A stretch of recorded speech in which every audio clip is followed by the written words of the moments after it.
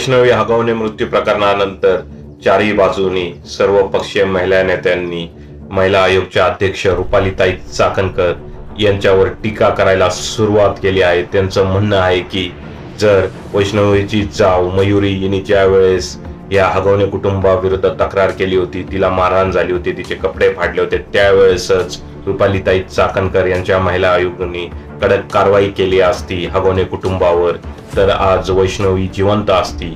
त्याचबरोबर अनेकांचं म्हणणं असं पण आहे की नटापटा जगा मगा आणि फक्त मला बघा असं रुपाली चाकणकर यांचं धोरण राहिलं आहे.